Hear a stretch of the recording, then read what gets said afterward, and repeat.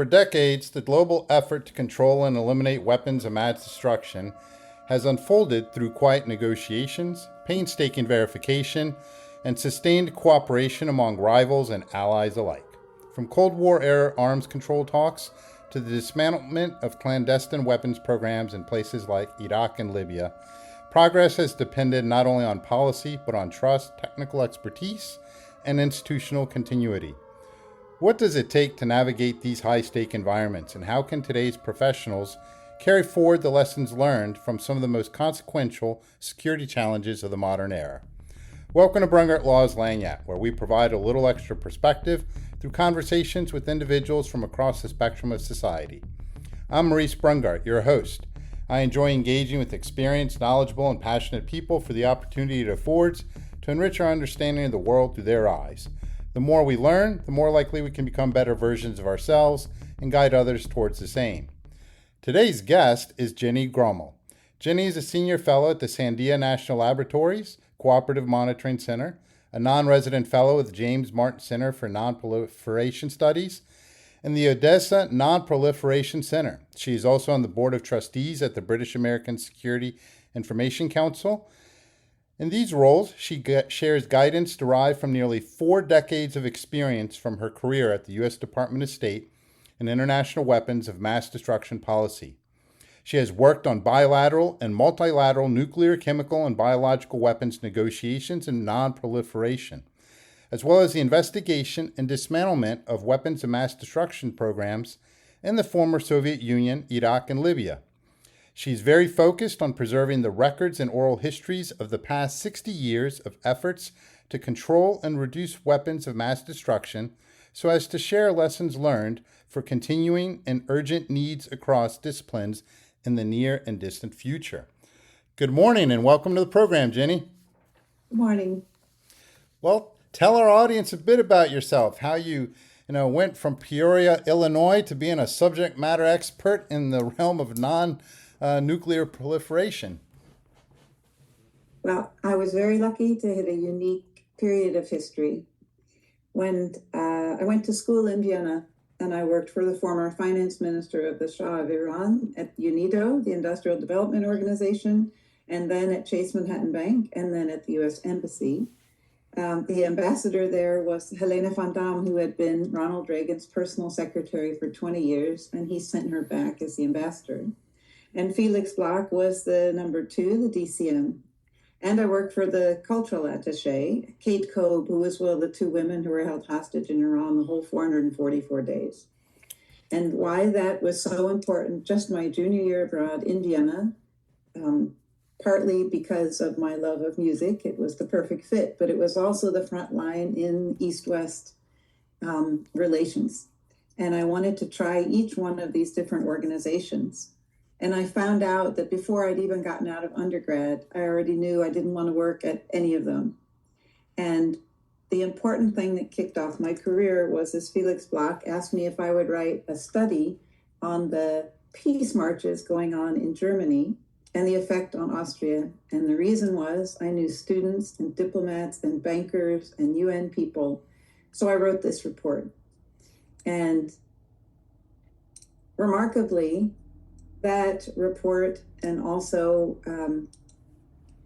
being there on the front lines when it was the height of the Soviet era, this was 1983 and 84, really influenced me. And I went on my spring break for 2 weeks to Egypt on the Nile River cruise and then to Israel and drove across the Sinai. And that was very unusual. It was a German-speaking trip that I hopped on at the last minute, and to see both of them next to each other was very extraordinary. And so I always try to tell people with their kids, make sure they see the controversial places as early as they can in their lives, because seeing both sides helps a lot in your view of the world. So that's what started things. When I first came to Washington, my first job was NATO long-term planning. The fastest way to get a job at that time was to work for a defense contractor who could pay the money to get you a security clearance. But my time was spent at the Pentagon with the assistant to the Secretary of Defense for Atomic Energy, Rich Wagner, who was a famous character. And I remember calling home and saying, I have my first acronym, the SLOW PIG, which stood for Senior Level Weapons Protection Group. And it was really fascinating work in the halls of the Pentagon. I'll never forget one day, Caspar Weinberger is literally running past me and he trips and all his papers go across the floor. And we both look around and there's no one in sight. He's clearly incredibly late to something. And he sort of looks at me like, can I trust you not to look at these? And I put them all back with him and handed them back. And the irony was that my next job was the Senator on Contra Committee. And the reason why that was also fascinating was that the man I worked for at the UN, Hossein Mahdi, had been the former finance minister of the Shah of Iran, and I couldn't understand him. And so I went downstairs to try to learn Farsi. Then in the springtime at Chase Manhattan Bank, we had the East-West accounts that I was very interested in, but also the Shabra and Shatila refugee camp funds to rebuild them. And the German banking terms I became familiar with. And then in the summertime again, I was working for Kate Coe, who I last year met, and she re-signed her book called Guest of the Revolution. And it had been exactly 40 years since I had worked for her. And what made this fascinating was that at that time, and probably still now, you were supposed to do a rotation through the different agencies and time on Capitol Hill. So as I tell people, take the internships, learn what you can. You never know what comes of it. But in this case, the irony was that, and I don't know if you'll remember or our audience will remember the Senator on Contra Committee, but Ghorbanifar was the main interlocutor with the National Security Council with Ali North. And the process was that they were exchanging arms for hostages.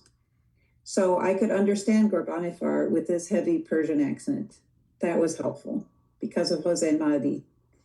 The German banking terms are the same in Vienna that they are in Zurich. That was helpful.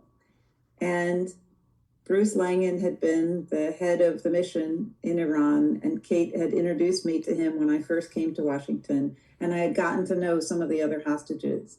So I had the equivalent of a clearance. And the materials that were being transferred were TOW missiles. And in my NATO long-term planning job, I had literally the clearances for research, development, technology, and engineering for the planning stages of these missiles. So literally I had the clearances for the missiles being exchanged. So I ended up being the person, it was on the top floor of the Hart Senate office building where the ballroom was. And they built one of these fake floors and brought in a bank vault. And I was the one who went and found and accepted all the documents, all the evidence, and decided if it went to the senators or to the lawyers, who at the time were important New York lawyers who you still see defending people. And it was the first time there was a House and Senate committee together. And this was such a political thing that the Reagan administration had been caught up in, that no senator or congressman dared to not be in their seat. So what I always remember is going in and the questions from Nunn and Inouye and Cohen and Boren and Lee Hamilton was, what's the latest? What have you found? What's the latest? So I was sort of the lowest level person in the Senator on Contra Committee. They were mostly Justice Department lawyers. But I also had a seat right inside the door. So people would see me and they would go into the bank vault and then they would come back out and see me. So I couldn't have had a more front row to Washington politics or the way the government functioned or even to these people. And at the time, again, the music connection, I was walking down the street in Georgetown and there was Oliver Skinner organ playing at Georgetown Presbyterian Church, and this famous Scottish minister. So I went in, and at that church at that time was Bud McFarlane, Dick Thornburg, James Schlesinger, and I was on the Deacons Outreach Committee with their wives and really got to know them.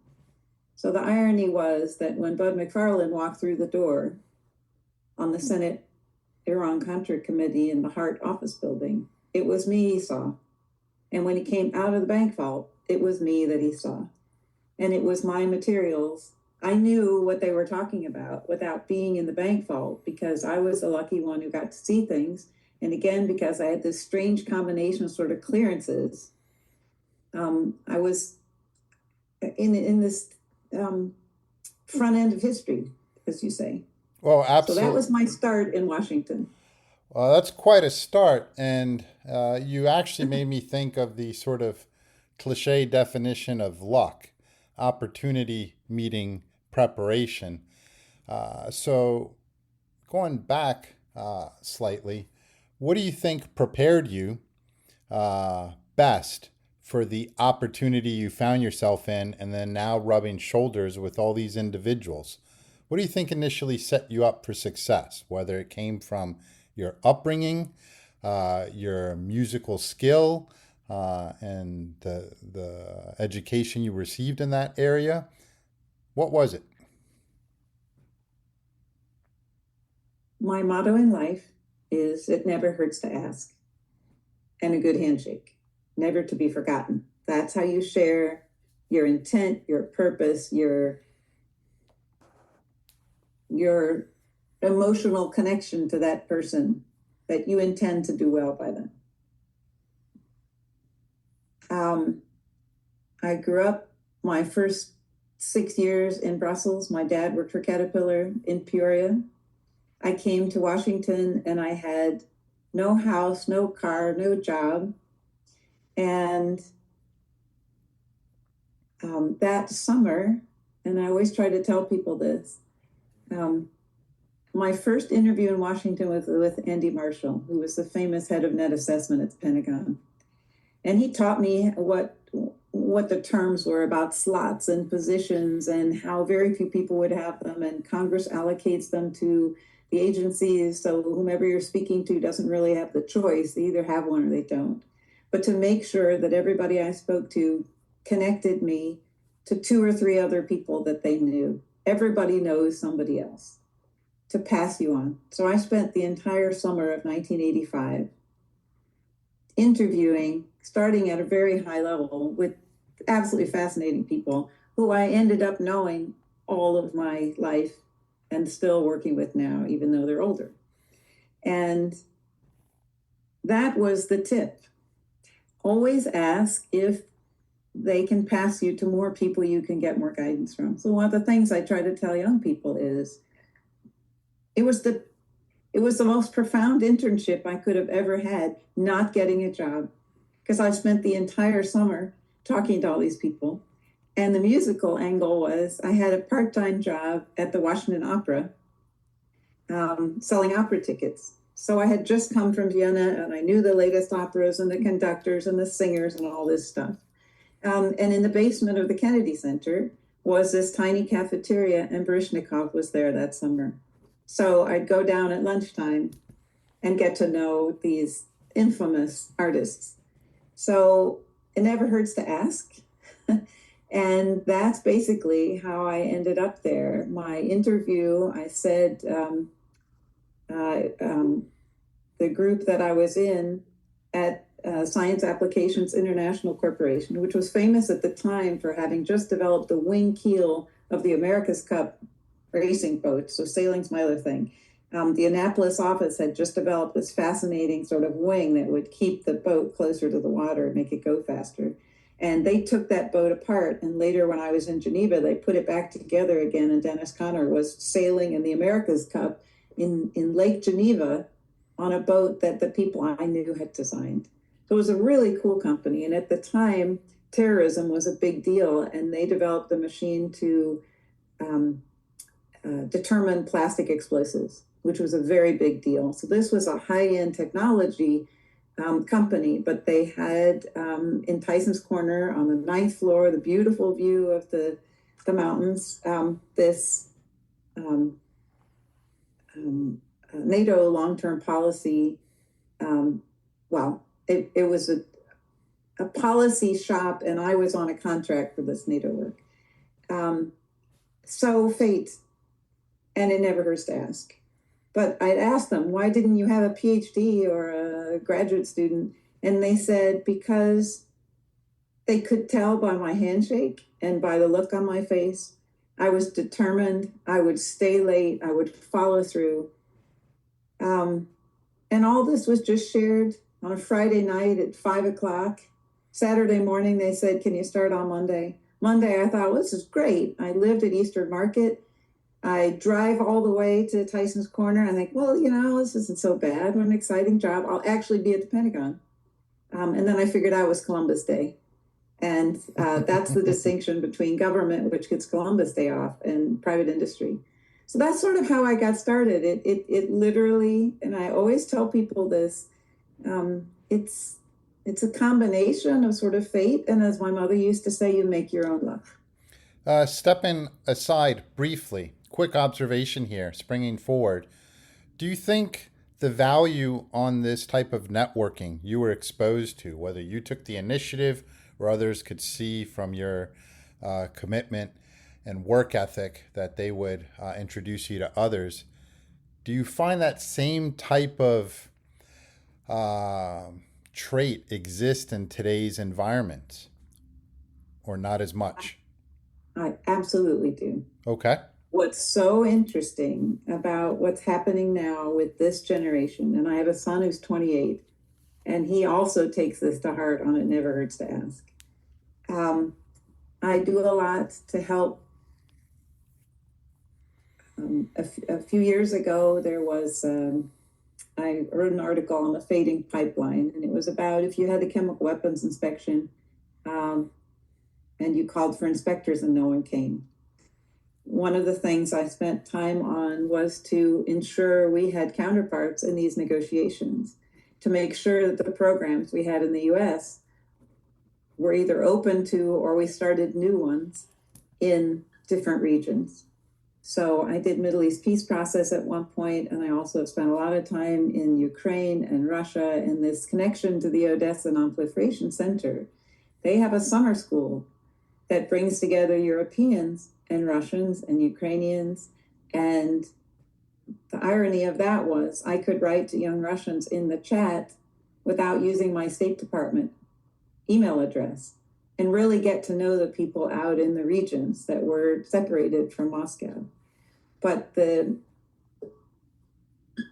reason why I'm so absolutely certain that they have even more of this work ethic is that in the process of the last 5 or 6 years, there have been a lot of fellowships that have been set up, really impressive ones. And so there are people that are doing these fellowships who we get to know. We know their work ethic, and we know that the job market's nearly impossible. So you really get to know their character traits. And one of the things that is really a crisis is that for international organization jobs, you need 7 years of professional experience.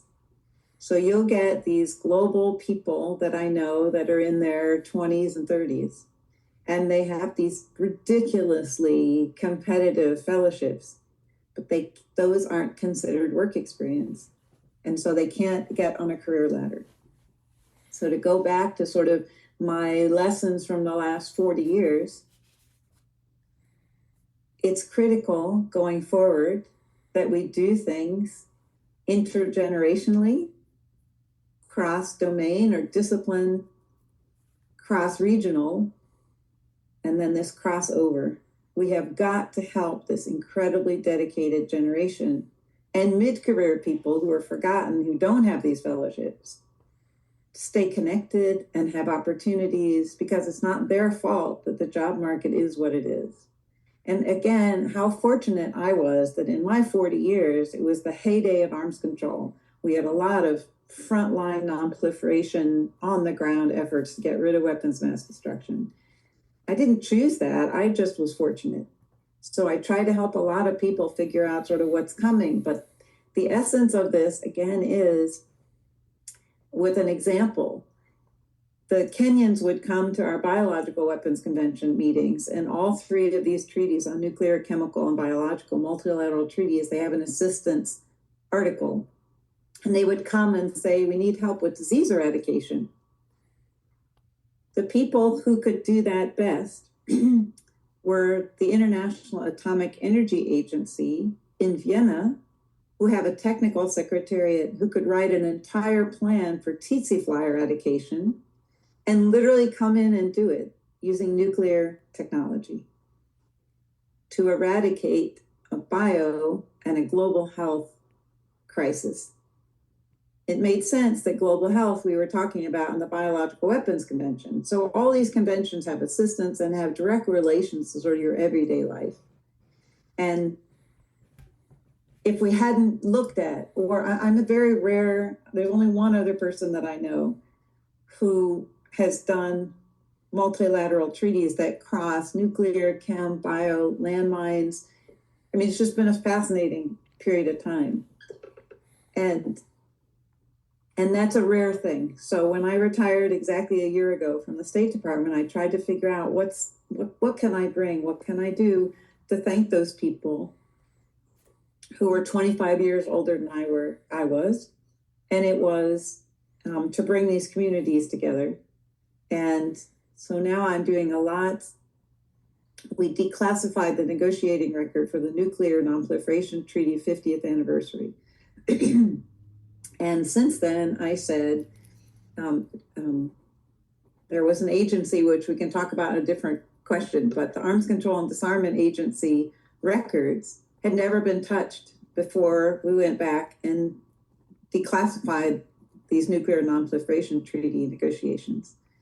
And so the man who oversaw that at the State Department, I said, you just can't leave that there and go ahead with what's called the Foreign Relations of the US, the FRUS, and not touch our ACTA documents.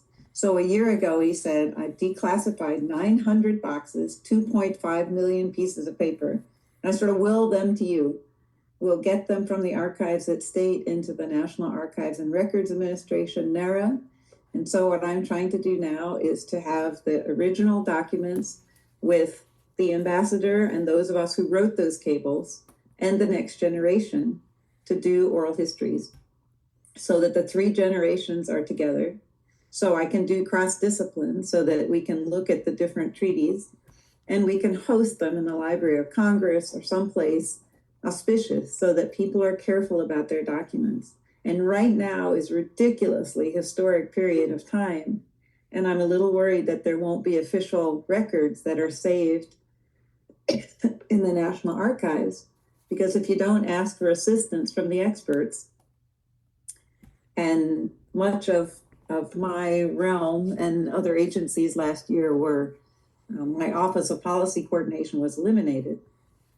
The people that are left aren't being asked to draft things, so it doesn't go up, so it doesn't get saved in the archives. So I'll stop at that, but I mean, everything's tied in together. Speaking of history and your retirement from a year ago, what was the name of the office where you worked at the State Department for the benefit of our audience? It was called the Office of Policy Coordination. And my role in the International Security and Nonproliferation Bureau, and it was attached to the front office, to the Assistant Secretary. And my role was Senior Advisor for Europe and Eurasia. And part of that was to coordinate the G7, EU, and NATO WMD policy. And was that the name of the office when you started? Well, as they say in Peoria, it doesn't play in Peoria, it'll play everywhere else, and all politics is local. I met my husband, who was a visiting professor in 1991 or 2, and he became the head of the predecessor of the office I was in, which was called Strategic Affairs, Strategic Transition. And he did the US-China talks, the six-party talks with North Korea, the opening of Burma, India, Pakistan, Iran, Iraq, all that. And what was interesting is that when he retired, our assistant secretary said, we have no expert in the regional affairs office on Europe and Russia. We're going to move you. So I ended up being in an office where I knew all the young people and their families. I was sort of, the the wife of the boss type. Yes. But it was just a welcome place to be. And this office was sort of famous for people being tested and being the true experts in each one of the regions.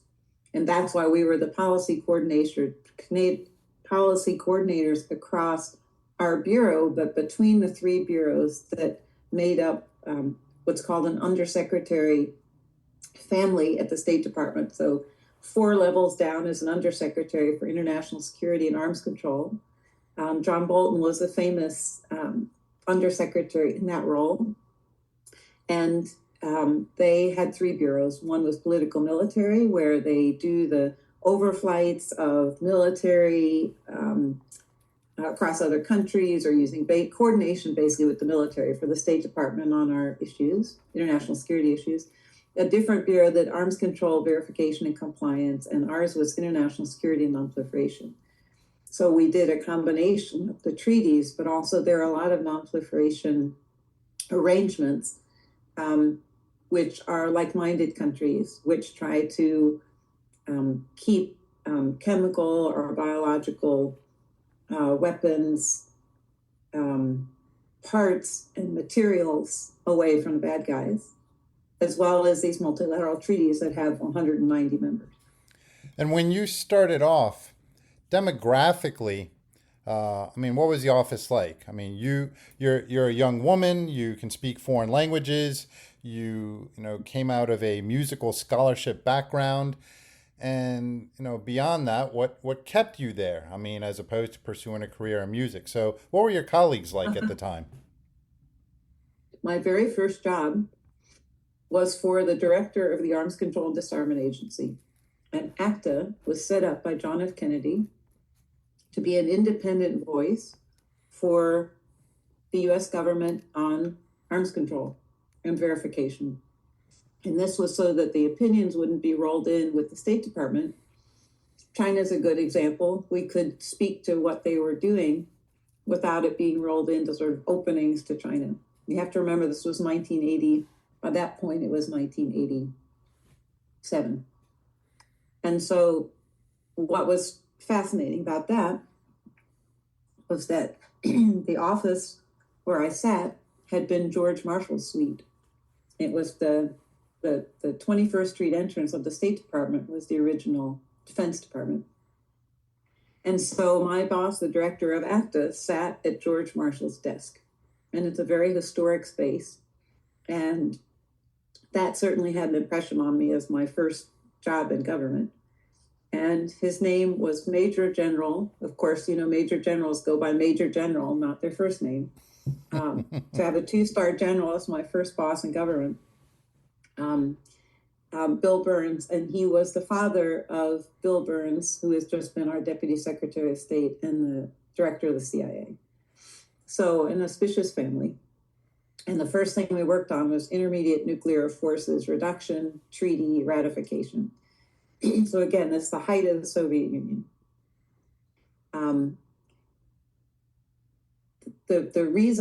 One reason why I'm so interested in history and saving it is that one day he comes in and he says, "Welcome to the Freedom of Information Act, FOIA." And it was my birthday, and I was born on the day that John F. Kennedy was assassinated. And these were the Cuban Missile Crisis documents. We didn't have computers, so it was stacks and stacks sitting on my huge government desk, which were the norm then. And ever since then, I've been fascinated by what's in the back corner of people's safes and on preserving history. So the time I was sent off at my next job to Geneva to be the US representative to the Conference on Disarmament, which was in the League of Nations room in Geneva, which is a pretty impressive place. And the reason why I could be so young was that the main focus for the US and the Soviets were the bilateral talks up the hill at the Geneva mission. And so I was doing the multilateral talks, which didn't matter so much to us, on nuclear weapons-free zones, negative security assurances, outer space.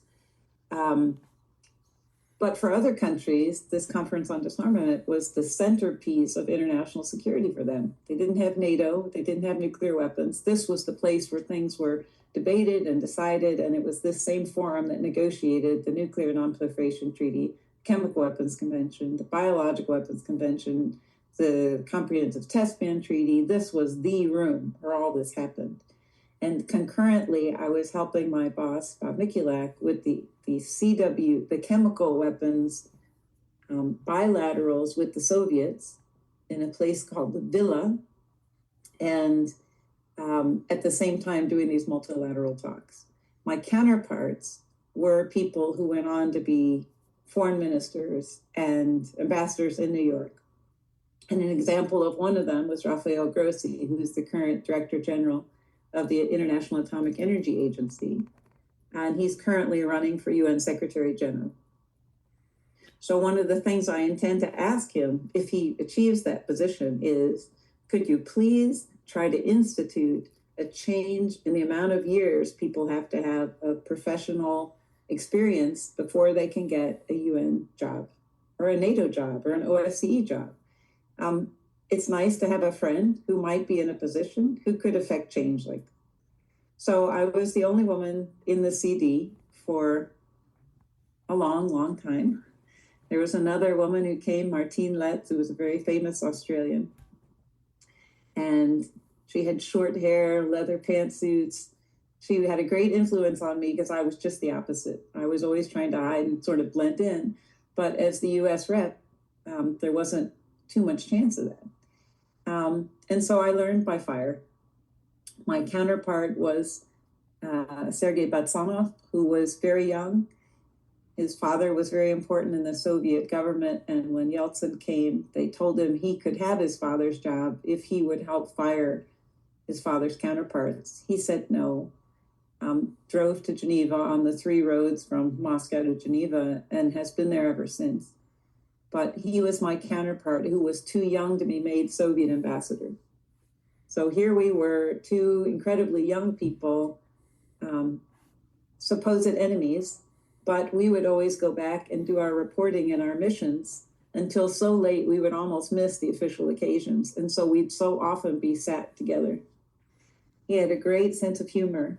And one day when they said you were supposed to dress as your national dress, he came with a Coca-Cola t-shirt, very short, almost Bart Simpson father-like, a little bit of a girth, big white tennis shoes. And he was dressing obviously as sort of the classic American in the Soviet view. So I was by myself for a long time, but one of the things I emphasize and have always emphasized is we have to be careful that we don't segregate ourselves off into groups. My father had been an engineer. I had in my DNA technical interest, and we had obviously laboratories and lots of people at home to give us technical advice. And for the chemical weapons negotiations that started multilaterally shortly after that, we had huge delegations that had all the expertise. So I didn't need to be a physicist or a chemist or a biologist. I needed to know how to negotiate, and I needed to know enough to be able to speak for the US in a responsible way. And so I was there sort of by myself, but my boss at home, Kathy Krittenberger, had done the same thing in Helsinki and in Stockholm and all the talks before that. And so we would rotate back and forth to Geneva. So I had incredible role models. But to make my point, I grew up with everybody together. And everything that I do for fellowships and helping people is both for men and for women. Because I think that if we get too segregated, it's a little bit of sort of reverse discrimination. True. I grew up with everybody together, and I think we ought to continue to do that. In terms of the work, so pulling back the curtain a little bit, if you could give us a layman's sort of view of, what does non-proliferation negotiation look like when it comes to the work?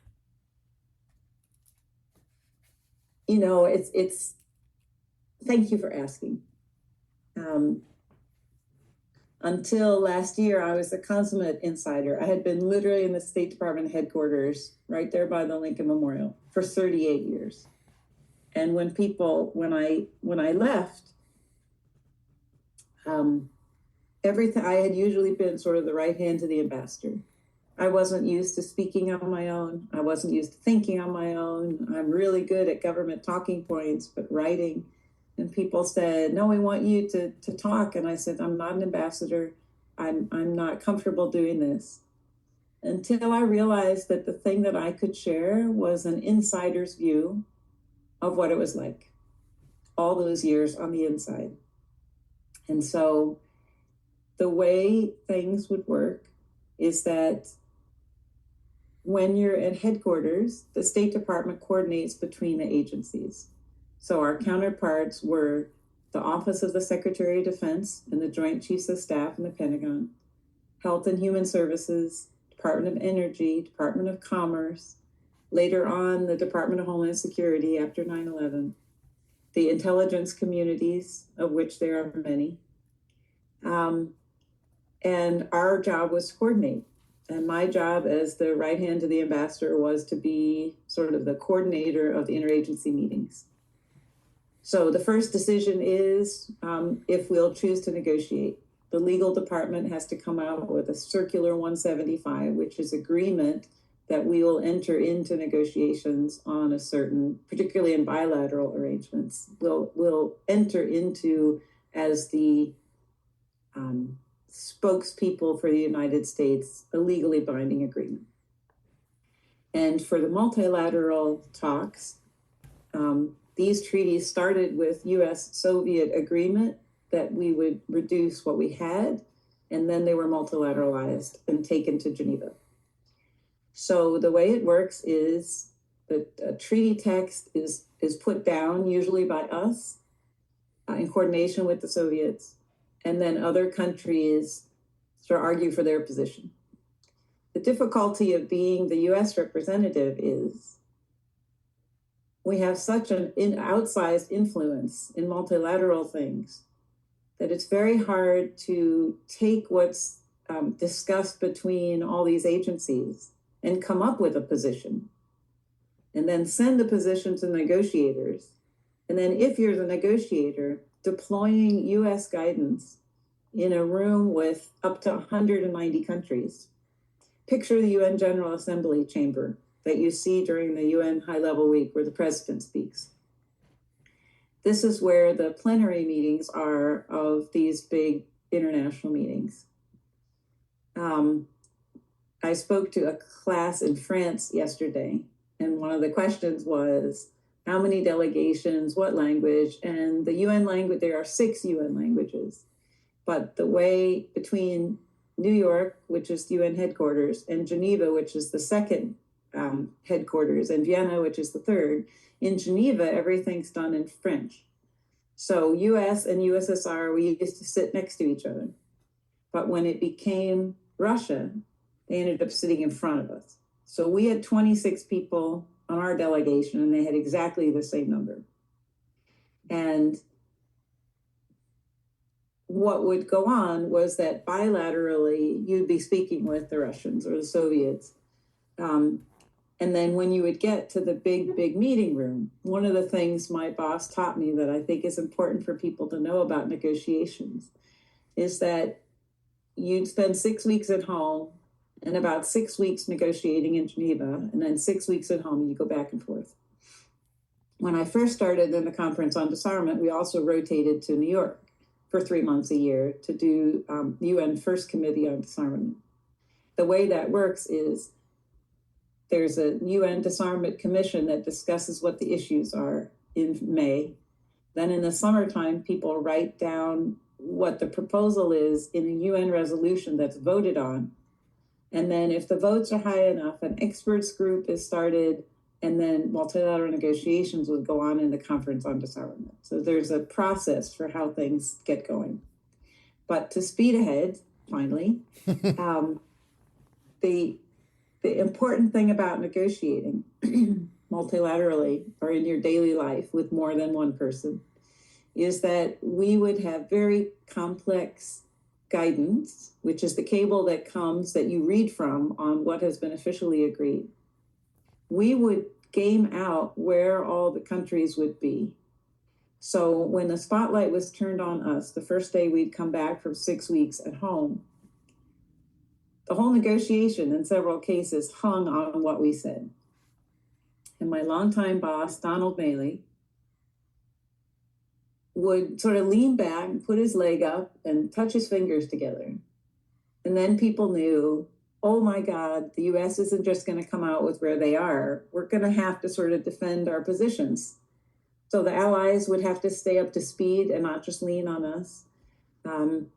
The makeup in these talks, where there was a Western European and others group, there's Western Europe plus Australia, New Zealand, Japan, South Korea. And then there was the Eastern group, which was the Eastern Bloc at the time, and then the non-aligned.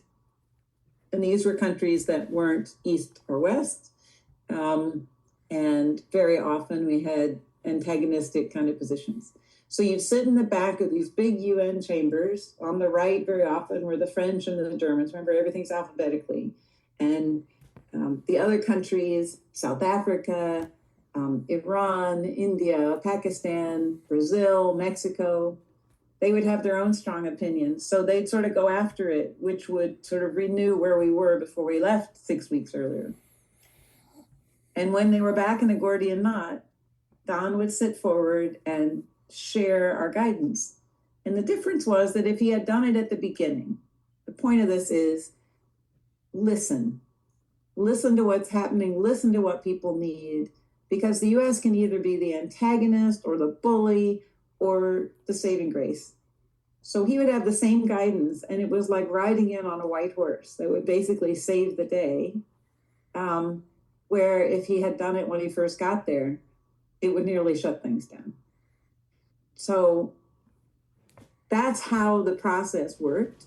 And then the biggest problem is you come back, we're the only country that doesn't have sort of a rubber stamp or a very supportive sort of automatic parliament, and things have to be ratified by Congress. And so the reason why we haven't, the Conference on Disarmament, I was there when all the big treaties were negotiated. And since then, New START, which was reduction of nuclear weapons, was the last one that was ratified by the US Congress. So it's been 25 years since the Conference on Disarmament has been able to negotiate, because the overlying process of all this is based on consensus. And that was a US, Soviet, Russian agreement that the non-aligned could have outnumbered us. And so you had to join consensus for things to go forward. Well, the problem with that is when Pakistan doesn't want to do a fissile material cutoff treaty, everything's by consensus, and that particular treaty, which was the next one up, couldn't move forward. Since you obviously had the opportunity to work with counterparts from other countries, allied and adversarial, and harking back to the days of the Soviet Union, give us a little of your insight, your observations, the dangers of conflating, opposing ideologies with guaranteed threats or hostility. And by that I mean, so we developed the first atomic weapon, then the Soviets. We were definite adversaries, Cold War, right? And, the rhetoric was not friendly. And please correct me if I misunderstand, but under Eisenhower, the doctrine was, in the event of any communist aggression, we would basically launch a preemptive strike. We would be the first to hit, and not just the Soviet Union, but the Chinese as well, just for good measure. And they had nothing to do with it, right? That was part of the plan. Yet, on the ground level, folks like you and your Soviet counterpart are talking to each other. And, you see the human element, the human side of these individuals. Are they actually crazy communists? Are they crazy ideologues? So the crux of my question here, being able to delve below the surface And what should people know about, countries that we're dealing with that may want to pursue a nuclear weapons program, or it appears to be, but that does not necessarily mean the same thing as a guaranteed threat? And that we can talk to these people. It's incredibly timely that you asked this. One of my best examples was that our counterparts, I was working, the Soviets had a huge offensive bioweapons program. And one of the leading voices in that was our counterpart in the negotiations. But when we went to Iraq and there were weapons of mass destruction, for the record, there were weapons of mass destruction. I have pieces of them. I saw biochemical weapons. I hope you didn't bring them nuclear home. I do have a bag of Bacillus anthracis, and the label on that bag had been the hotel receipt for the El Rashid Hotel that was very famous in Baghdad for having a tile lobby floor that was George Bush Sr.'s face. So yes, I have things I can show you.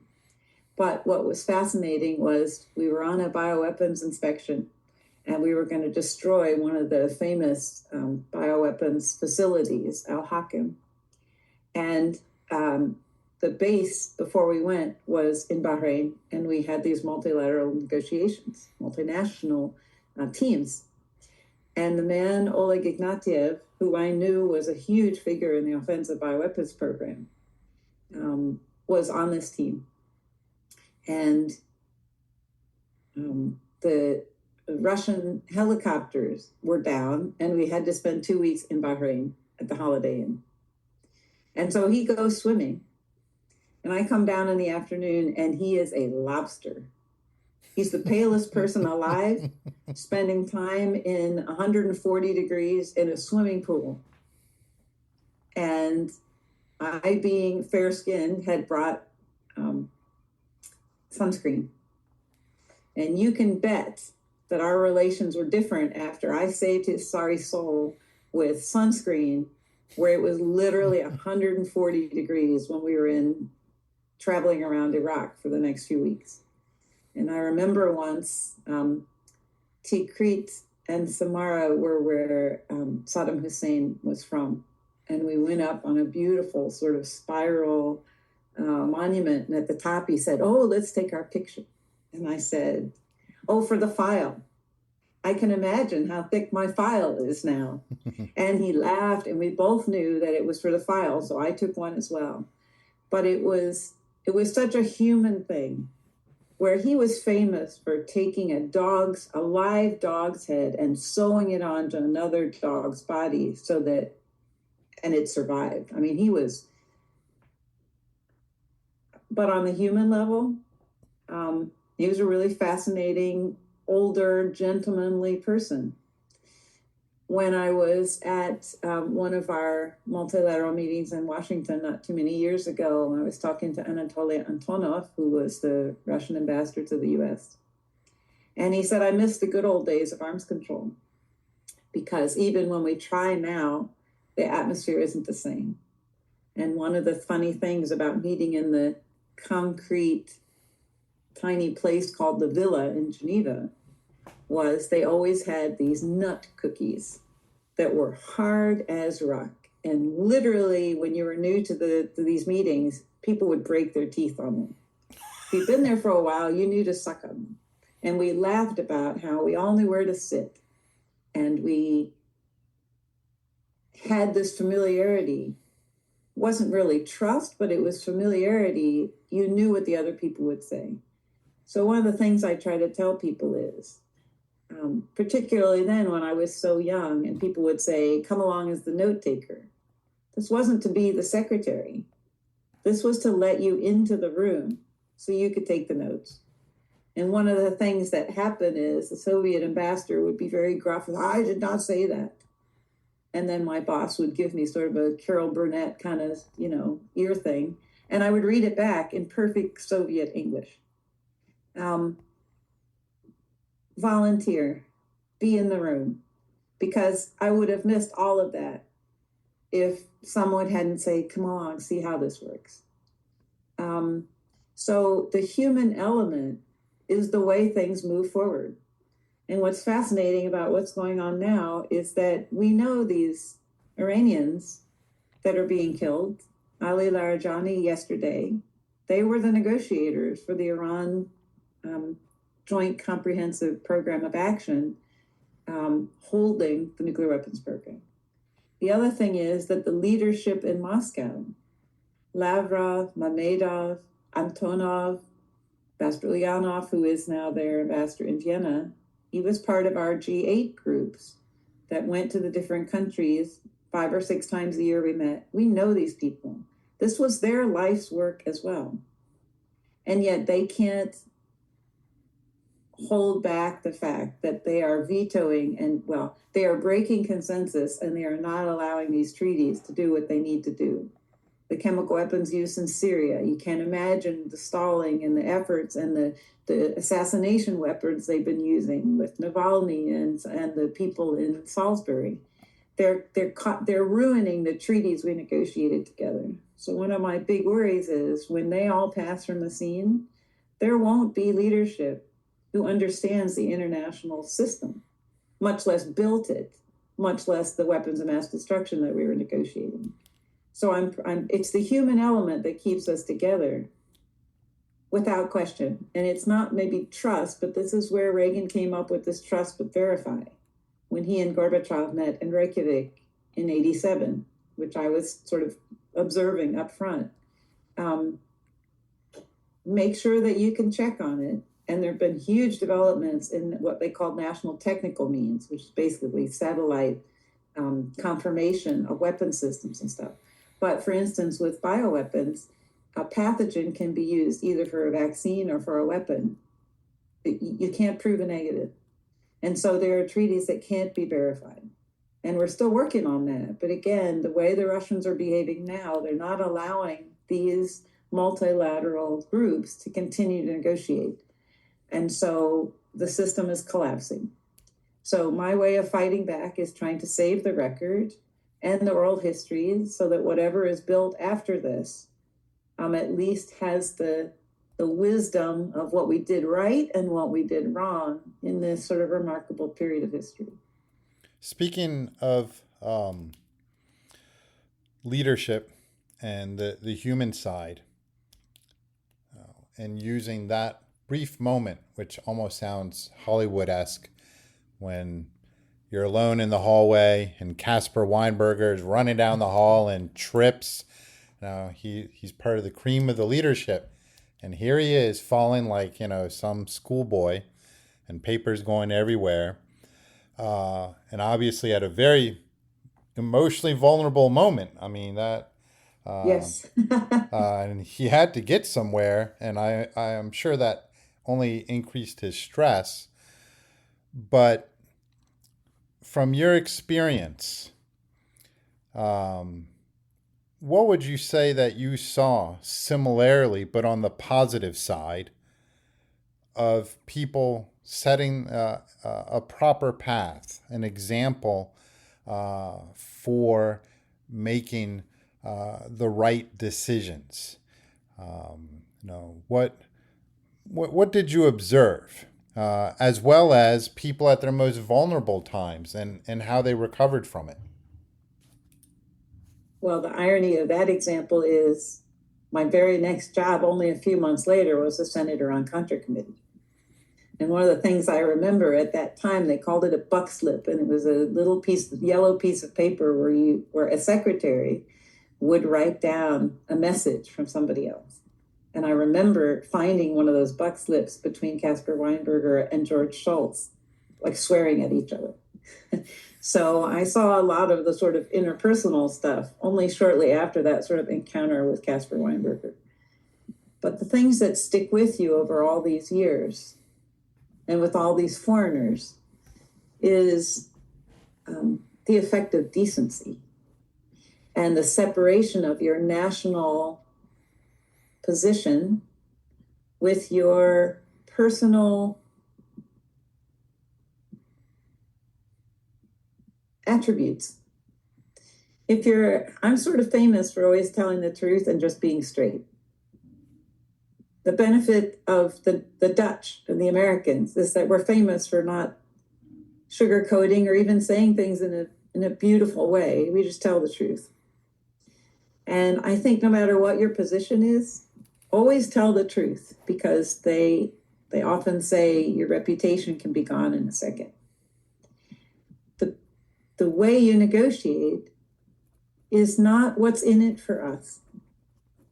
As an American, we look at it for what's in it for us. That's your job as a negotiator. But what makes a multilateral negotiator is what's in it for them. What is it they want? What is it that they need? Studying the other side's cultural, their history, their laws, helps you understand their perspective.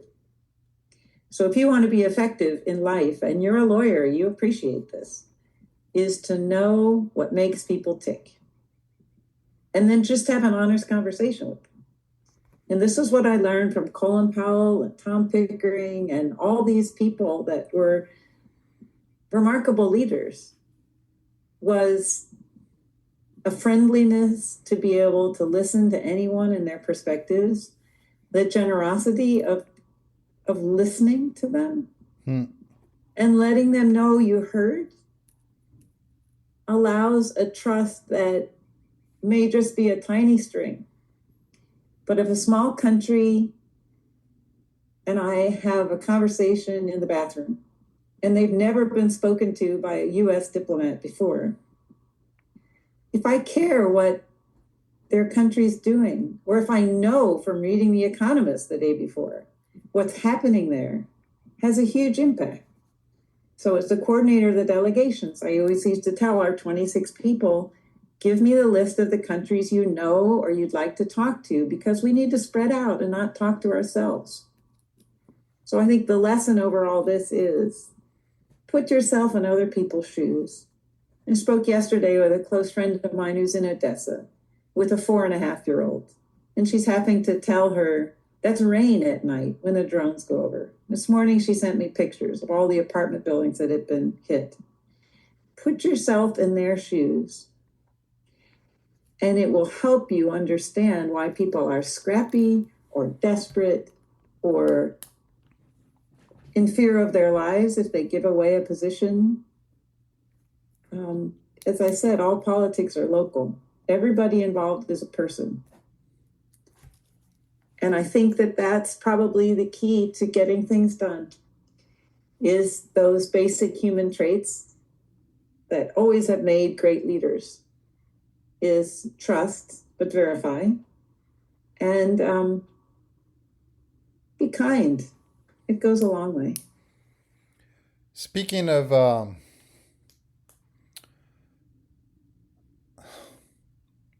how people act, do you find, and I'm not specifically referencing just our current climate, but do you find in the past decade or so, we have a tendency to rush to judgment in action, vice perhaps walking to interpretation and then actual accomplishment? Or no, it's still substantively all the same. The form has just changed.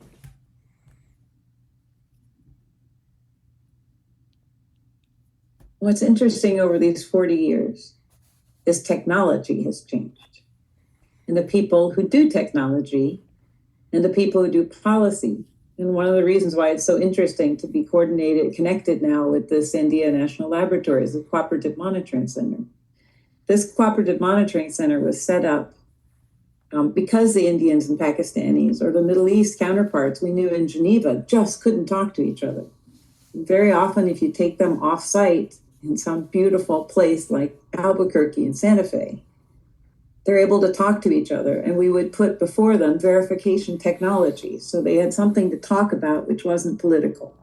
And they had movement that they could make on the technical front. And very often our scientists, and even to this day, our National Academies of Science are talking to their Russian and their Chinese counterparts. They can always talk science when we get stuck on policy.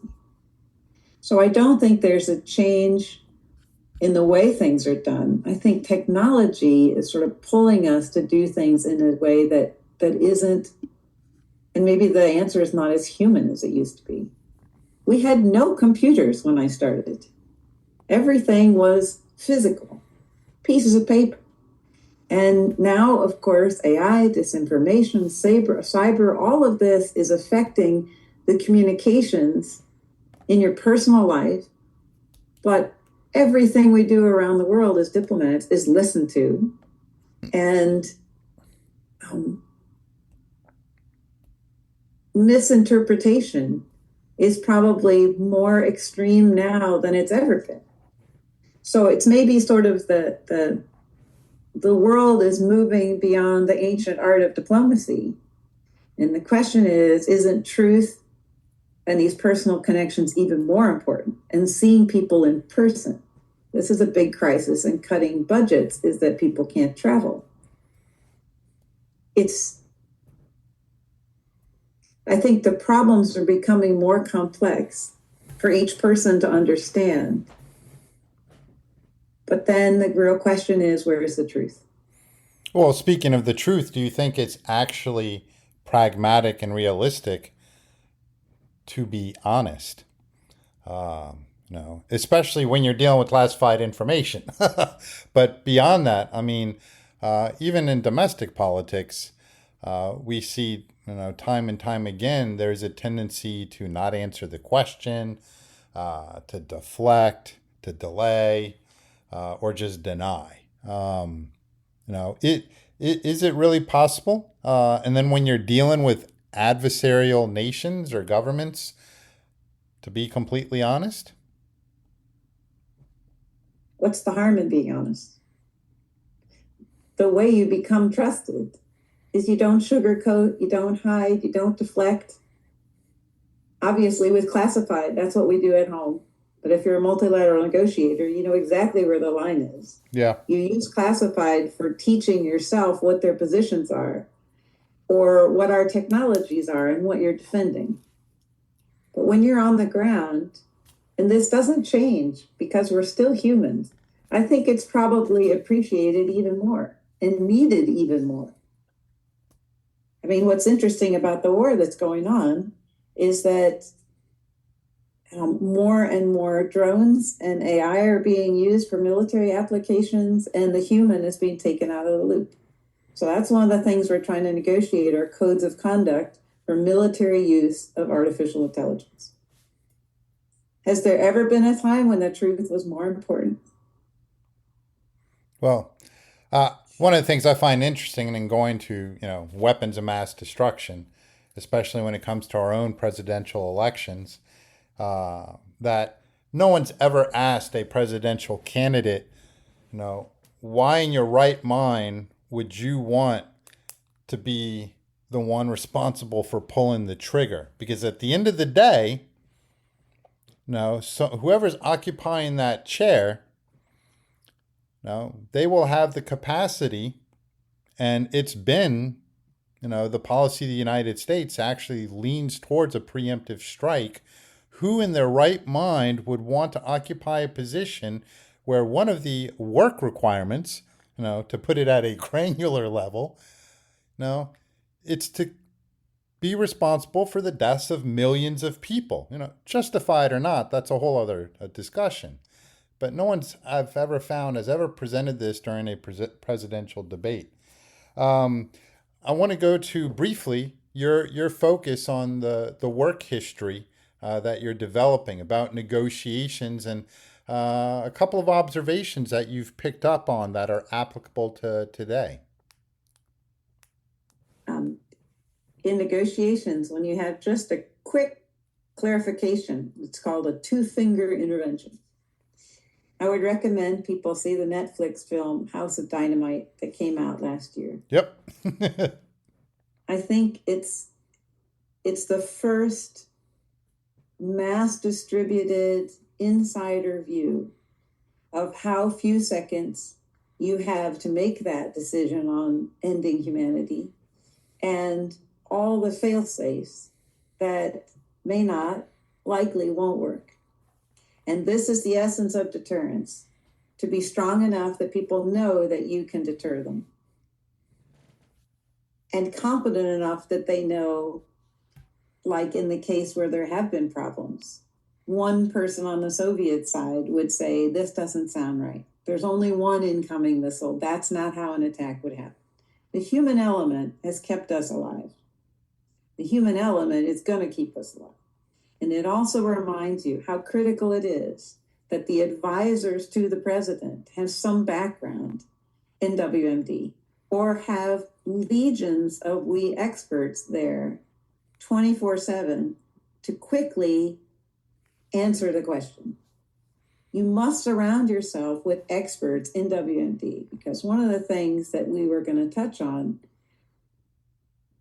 what's the scariest scenario? What's the technology that's coming or that's been here? And it is bioweapons. If COVID didn't wake the world up, the idea of, and at one point the Soviets were working on a combination of smallpox and Ebola without any vaccine. This will be the end of humanity in a way that we may not realize is creeping over us all. It's not nuclear. Nuclear, there could be mistakes and we're all gone, so you're not going to notice the difference. With bioweapons, it's insidious. We can share it with each other. And maybe this gets back to your question on sort of how you look at this period of time. And it's to be prepared over the horizon, you have to look back. And we are at a really interesting juncture. So those of us who lived through, for me, I had 10 years of the Soviet Union. Senator Nunn and Senator Lugar determined that millions of dollars needed to be spent by the US to help employ the scientists who were suddenly on the streets when the Soviet Union collapsed. Who's doing that with the Iranian scientists who may still be alive? Who is willing them to come out and share their expertise for good? This is a huge turning point in history. We don't know what's coming, and it's the first time we really haven't known what's coming. My parents were children of the Depression and World War II. They know what it's like not to know if people are coming home. The Marshall Plan was also brilliant at the time. Are we looking at anything like that? The biggest worry, I think, is we don't know what's coming, and people who are trying to get jobs now who are young can't plan ahead very well. So I think my solution, the best I can do, and the thing I've decided to devote the next 40 years of my life to, is locking in what we knew of how we did things in the past, because that's the only thing that's sure. So save your papers, save your memories.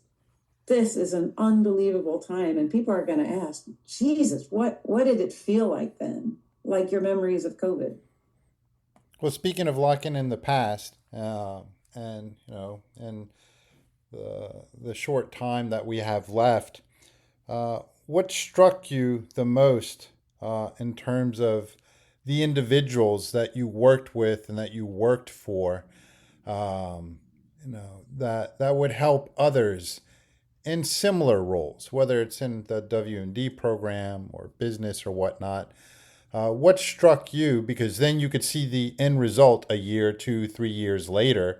Because sometimes people act or move in a certain way and others think, well, where's the benefit of that? You might not see it for years, but you having worked in a particular field for so long, what did you find to be truly quality decision making, and what was the foundation of it?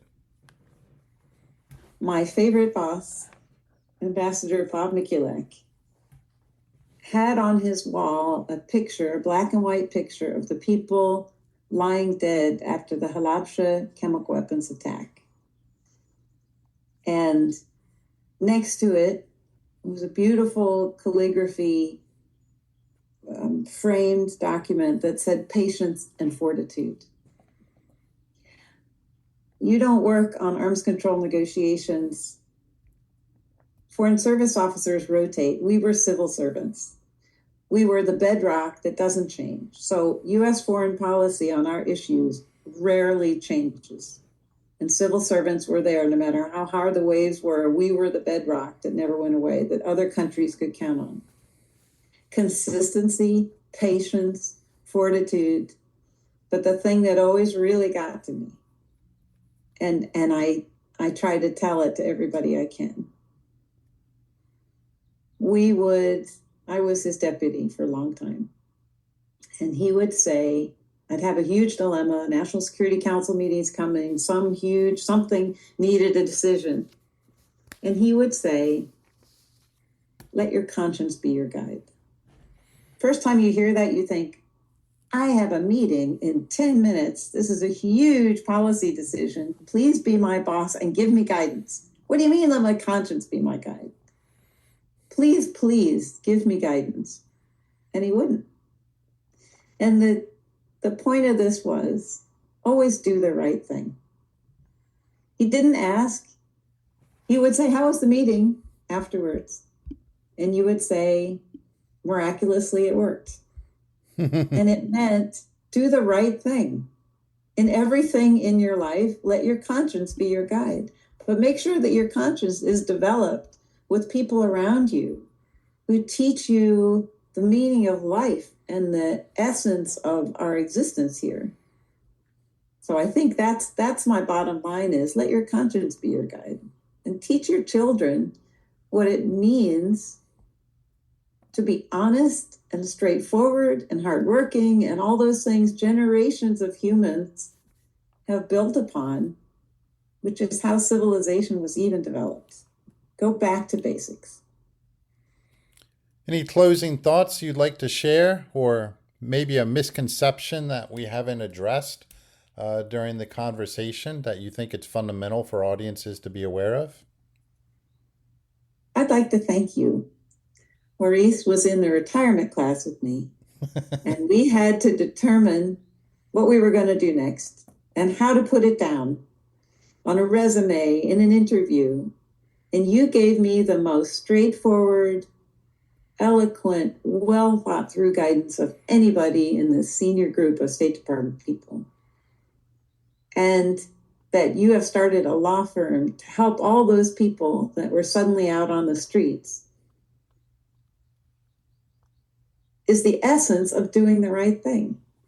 And the fact that you're doing these podcasts to share with people what all of us have gleaned in all these years is a gift to us that you care enough to ask or that we have something to say, but also this gift of passing on.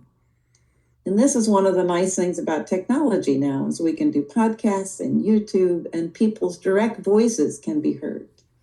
So my final is just to thank people like you who also need their own oral history to be told,